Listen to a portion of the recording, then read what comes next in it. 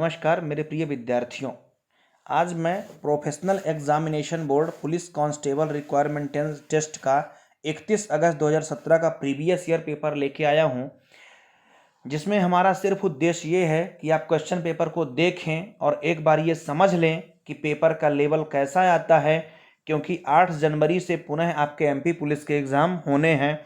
तो चलिए हम आपको दिखाते हैं पूरे चैप्टर वाइज कि किस किस लेवल के पेपर और किस चैप्टर से लगभग कितने प्रश्न आते हैं। इसको आप अच्छे से हल करेंगे घर में बैठ के।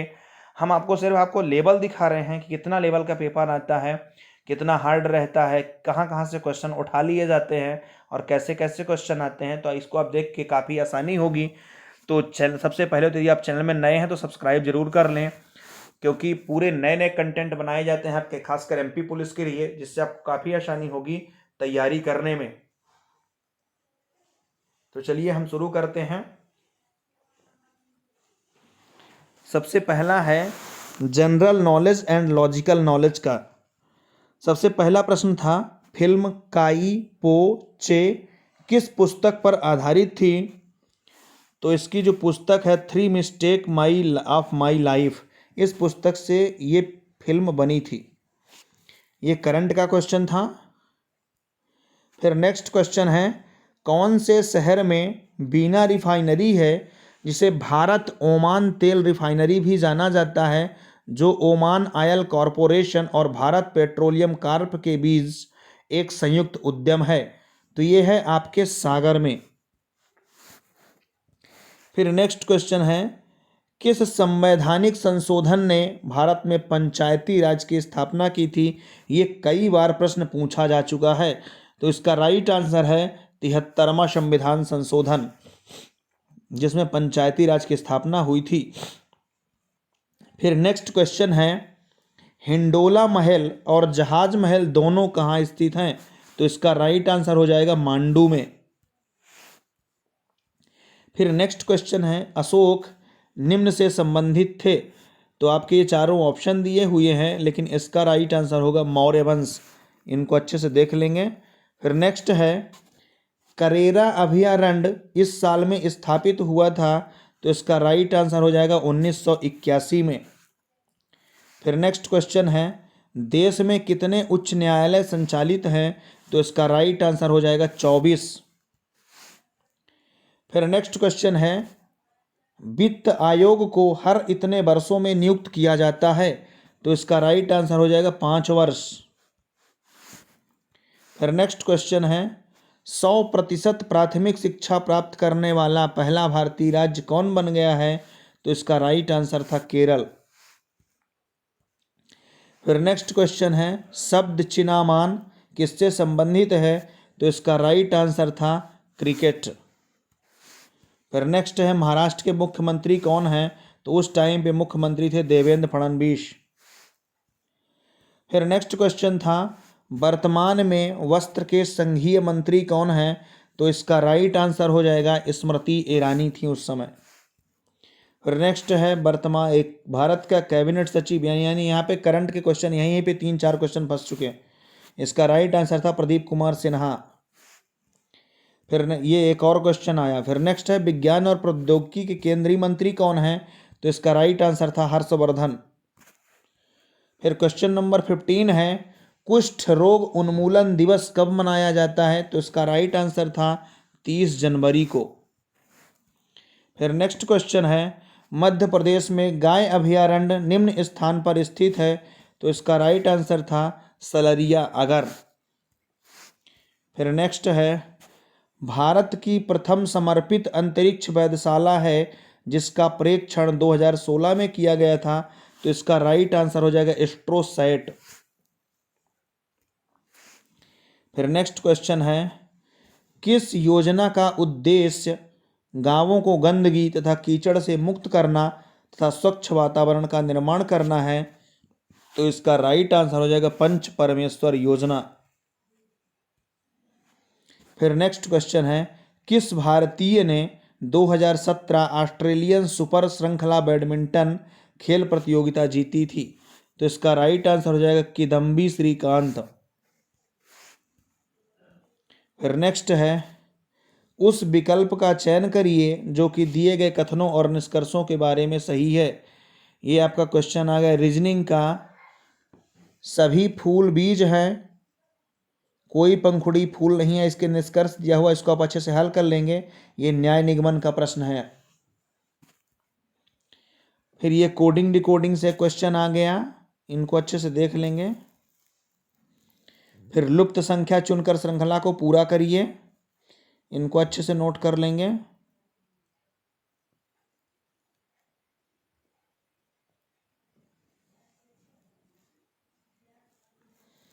फिर लुप्त संख्या आ गया, यानी लुप्त संख्या से लगातार 4 से 5 क्वेश्चन आ रहे हैं। फिर नेक्स्ट क्वेश्चन है, स्वामी विवेकानंद ने 1903 में यहाँ आयोजित विश्व धर्मों के सम्मेलन में भाग लिया था, तो इसका राइट आंसर हो जाएगा शिकागो। फिर नेक्स्ट क्वेश्चन है, नीचे दी गई श्रृंखला में संख्याओं का एक क्रम उपस्थित है, गलत संयोजन पहचानिए, तो इसका राइट आंसर हो जाएगा 40। बाकी इसको आप अच्छे से हल कर लेंगे।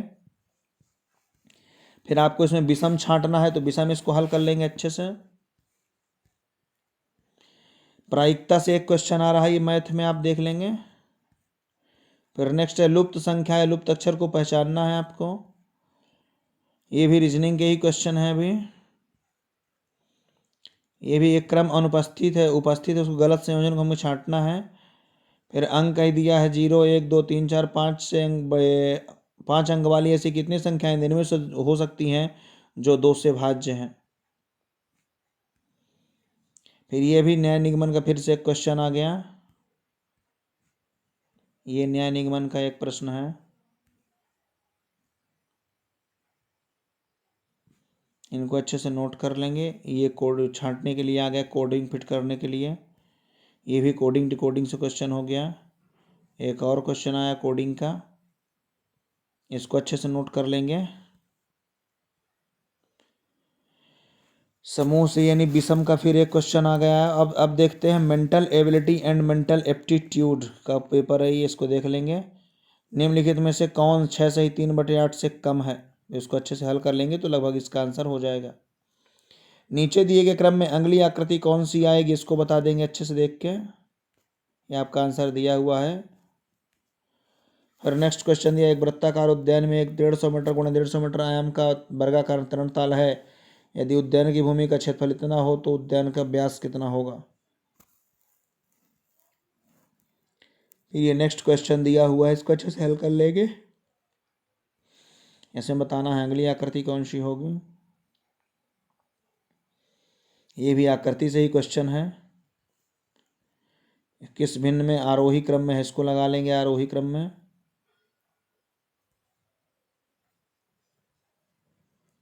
ये पहचानने के लिए दिया हुआ कि पते बिल्कुल के समान नहीं है, इसको अच्छे से छांटने, तो उसको अच्छे से चारों को यदि पढ़ेंगे तो लगभग आप गलती जल्दी पकड़ लेते हैं। फिर ये क्वेश्चन दिया हुआ कि एक निश्चित सैन्य अभ्यास के दौरान जब 6440 सैनिकों को स्वयं इस प्रकार पंक्तियां बनाने के लिए कहा गया जिससे कि प्रत्येक पंक्ति में समान संख्या में सैनिक आ जाएं एवं एक पूर्ण वर्ग बन जाए, तो यह पाया गया कि 40 सैनिकों को छोड़ दिया गया है। इस स्थिति में प्रत्येक पंक्ति में कितने सैनिक खड़े थे। तो ये तो सीधा आंसर आ जाएगा 6440 है, जिसमें आपके 40 माइनस कर दिए गए तो बचे 6400 जो कि 80 का वर्ग है, तो इसका राइट आंसर 80 आ जाएगा। ये नेक्स्ट क्वेश्चन, इसको अच्छे से देख लेंगे। प्रायिकता का क्वेश्चन है ये क्रय मूल्य लाभ हानि का क्वेश्चन आ गया, इसको अच्छे से देख लेंगे। आयु से संबंधित क्वेश्चन है ये। एक ये क्वेश्चन दिया हुआ है, समय कार्य वाले से है। हम आपको सिर्फ क्वेश्चन का लेबल दिखा रहे हैं, इसको आप अच्छे से घर में हल करें, जिससे आपको पेपर देने में काफ़ी आसानी होगी। क्योंकि आप प्रीवियस अगर पेपर देख लेते हैं तो किस लेवल में आपको तैयारी करना है ये बहुत आसान हो जाएगा। ये क्वेश्चन भी अच्छे से देख लेंगे, टंकी वाला क्वेश्चन है ये। नेक्स्ट ये है, इन सभी प्रश्नों को अच्छे से देख लें और नोट करके घर में हल करें।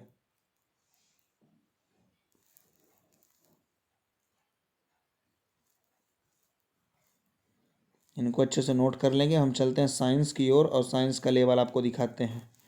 ये पूरे क्वेश्चन अच्छे से देख लेंगे। आयु वाले क्वेश्चन है ये भी नीचे दी गई श्रृंखला में अक्षरों का एक क्रम निहित है, उसको गलत संयोजन को पहचानना है, इसका औसत ज्ञात करना है।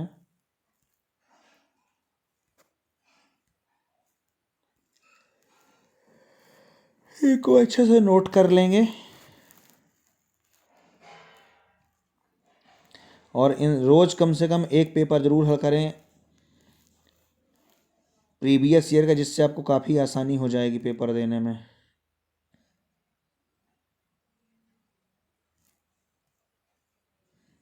ये फ्रैक्शन से क्वेश्चन है, ये अलजेब्रा का हो गया।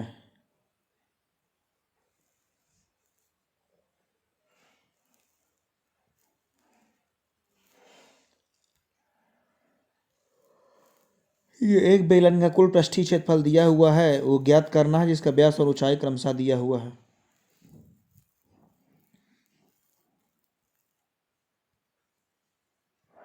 जैव मंडल निचय इनमें विभाजित किया गया है, 3 क्षेत्रों में है। जब अम्ल तनुकृत होता है तो विलयन में हाइड्रोनियम आयन के सांद्रण में वृद्धि होती है। यदि एक समांतर चतुर्भुज का कोण x है, इसके आसन्न कोण 24 से अधिक है, तो x का मान कितना होगा? तो इसका राइट आंसर 102 हो जाएगा। यदि पाइथागोरस त्रिज्य का एक सदस्य 10 है तो अन्य सदस्य कौन से होंगे, इसको आप निकाल लेंगे। 24 और 26 है।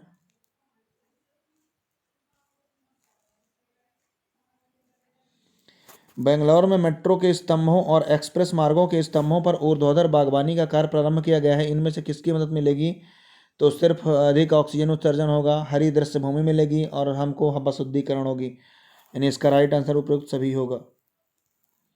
एक वस्तु जल से भरी टंकी की तली में रखी जाती है, जो कि अपनी वास्तविक गहराई से कम गहराई पर रखी दिखाई देती है। इसका कारण क्या है? तो इसका राइट आंसर होता है अपवर्तन, यानी कि रिफ्रैक्शन। फिर ये मैथ का क्वेश्चन है, 7 के 3 क्रमागत गुणांकों का योग इतना है, 840 है, तो सबसे छोटा गुणांक क्या होगा? इसको अच्छे से हल कर लेंगे। एक चालक से होकर विद्युत आवेश के प्रवाह की दर निम्न होती है, तो ये विद्युत धारा कहलाएगा। फिर एक घनाकार डिब्बे का आयतन इतना है तो इसकी भुजा की लंबाई, तो ये तो सीधे क्यूब करके निकालेंगे तो आ जाएगा इसका राइट आंसर।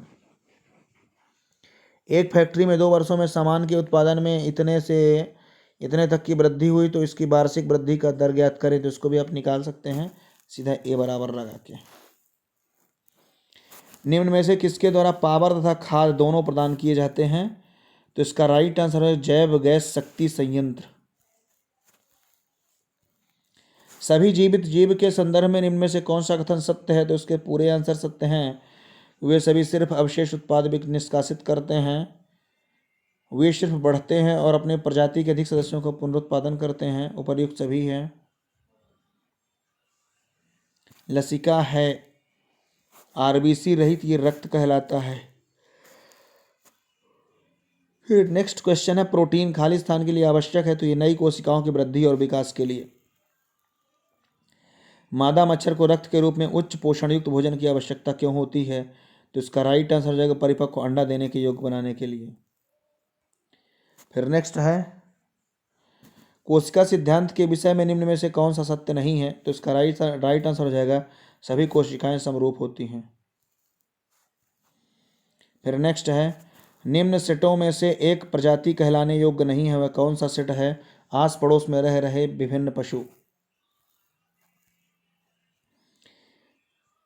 ये क्वेश्चन फिर कैंसिल्ड हो गया था, इसको हल कर लेंगे अच्छे से।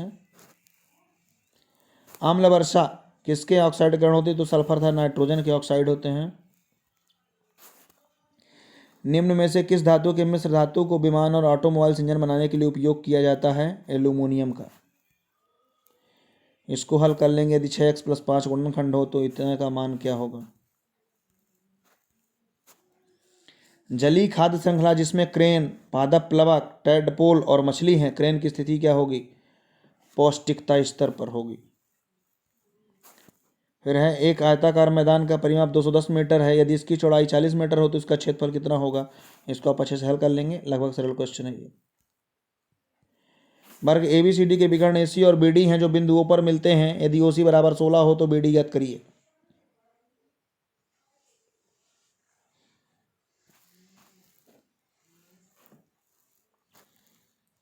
फिर ये क्वेश्चन दिया हुआ है कि निम्न आयत चित्र में 45 छात्रों के द्वारा प्राप्त अंकों को दर्शाया गया है। कितने छात्रों ने 50 से अधिक लेकिन 70 से कम अंक प्राप्त किए हैं? इसको अच्छे से नोट कर लेंगे।